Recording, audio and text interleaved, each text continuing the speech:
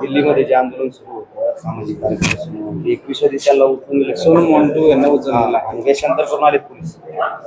खरं तर घटनेने आपल्या देशातल्या प्रत्येक नागरिकाला होणाऱ्या अत्याचार आणि अन्यायाला वाचा फोडण्यासाठी संविधानाने अधिकार दिलाय. संवैधानिक मार्गाने आंदोलन करा आणि आपल्या मागण्या पदरात पाडून घ्या. खरं तर केंद्र सरकारला, राज्य सरकारला कुठल्याही बाबतीतला त्रास नसताना सोनम वांगचूक हे आपल्या देशातली सर्वात महत्त्वाची परीक्षा नीट, ज्याच्यामध्ये पेपर लीक झाला, पोरांच्या परीक्षा रद्द करण्यात आल्या आणि अनेक मुलांनी आत्महत्या केल्या. काय मागणी हो त्यांची? साधी मागणी आहे की त्या मंत्र्यांनी राजीनामा द्यावा, तरच मी माझं आंदोलन मागे घेईल. इतक्या साध्या गोष्टीवर सरकार त्यांना भेटायला सुद्धा गेलं नाही. उलट पक्षी काल रात्री त्यांना उचलण्याचा प्रयत्न केला. तिथं पोलिसाला छावणीचं स्वरूप आणलं, साध्या वेशात लोक गेली आणि त्यांना उचललं. जर तुम्हाला आंदोलन करू द्यायचं नाही असं जर करणार असाल तर या देशामध्ये लोकशाही आता शिल्लक राहिली का, असा प्रश्न लोकांमध्ये निर्माण झालेला आहे. खरं तर त्यांना पहिल्यांदा बोलणी करायलाच गेले 15 दिवसापासून तुम्ही कोणी जायला तयार नाही आणि गेलात तर पोलिसाचा बळाचा वापर करून त्यांना उचलून तुम्ही दवाखान्यामध्ये घेऊन चाललात किंवा आंदोलन बंद पाडण्याच्या दृष्टीने प्रयत्न करताय. याचा मी खऱ्या अर्थाने तर जाहीर निषेध करतोच, परंतु येणारी 2029ची निवडणूक सुद्धा होऊ देणार आहे की नाही असा प्रश्न आता लोकांच्या मध्ये निर्माण झालाय.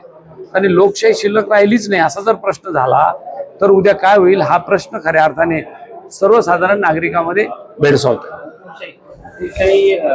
देशामध्ये प्रस्थापित होत आहे का नाही आत्ताच चालू आहे.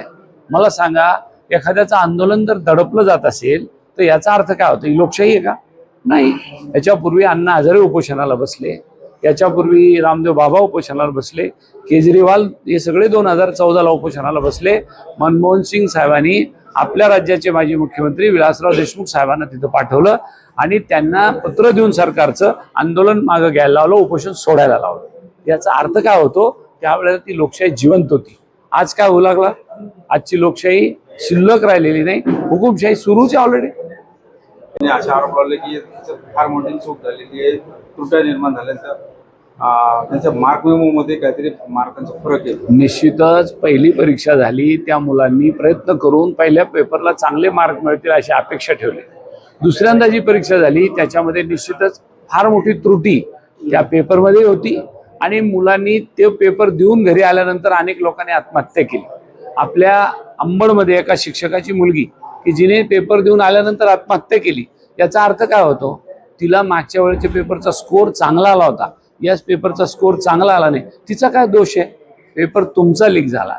तुम्ही ठराविक शहरातले पेपर रद्द केले असतं तर गोष्ट वेगळी होती.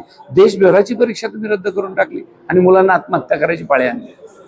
सर मला सांगा की आता केंद्राचा मंत्रिमंडळाचा विस्तार होणार आहे, याच्यामध्ये एकनाथ शिंदेच्या पक्षाला लॉटरी लागण्याची शक्यता आहे. त्याचबरोबर शरद पवारांचा पक्ष सुद्धा याच्यामध्ये जाण्याची शक्यता आहे महाविकास आघाडीसोबत, महायुतीसोबत. मला त्यांच्या महायुतीसोबत जातील का नाही पवार साहेबाचा पक्ष याच्याबद्दल मला माहिती नाही, परंतु परवा त्यांची जी काही चर्चा झाली त्याच्यावरून सुप्रियाताई सुळेंनी ज्या पद्धतीचं स्टेटमेंट केलं त्या म्हणल्या अशा पद्धतीचं जर बिल आलं आणि त्याच्यात काही सुधारणा असल्या आणि इंडिया गठबंधनचा जो निर्णय होईल त्या निर्णयाच्या दृष्टीने आम्ही पाठिंबा द्यायचा का नाही द्यायचा ते ठरवू.